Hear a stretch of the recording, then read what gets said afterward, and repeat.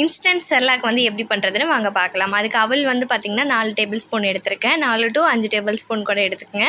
பொட்டுக்கடலை வந்து ஒரு 1.5 டேபிள் ஸ்பூன் எடுத்திருக்கேன். 2 பாதாம், ஒரு முந்திரி, அதுக்கப்புறம் ஏலக்காயில் இருக்கக்கூடிய அந்த விதைகள் வந்து ஒரு ஏலக்காயில் இருக்கக்கூடியது எடுத்திருக்கேன். நான் கொஞ்சமாக தான் செய்ய போகிறேன். ஸோ அதனால் வந்து பார்த்திங்கன்னா நான் எல்லாமே நார்மல் ஸ்மால் குவான்டிட்டி தான் எடுத்திருக்கேன். இது வந்து பார்த்திங்கன்னா ஒரு 2 டைம் வந்து சாப்பிட முடியும். பேபிக்கு வந்து ஒரு 2 டைம் வந்து கொடுக்கலாம்.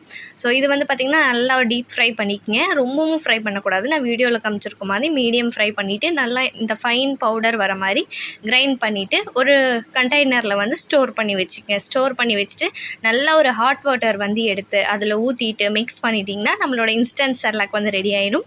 பேபிக்கும் வந்து நீங்கள் தாராளமாக உடனே வந்து நம்ம ஊட்டலாம். ஒரு 1 மினிட்லேயே நம்ம பேபிக்கு வந்து ஊட்ட ஆரம்பிச்சிடலாம். ஒர்க் போகிற உமனுக்காக இருக்கட்டும், இல்லை வீட்டில் கொஞ்சம் ஒர்க் இருக்குது, டக்குன்னு எதுவுமே இல்லை அப்படின்னா இது செஞ்சு வச்சுருந்திங்கன்னா ஈஸியாக பாப்பாங்களுக்கும் பண்ணி கொடுத்துடலாம். ரொம்ப ஹெல்த்தியும் கூட. தேங்க்யூ.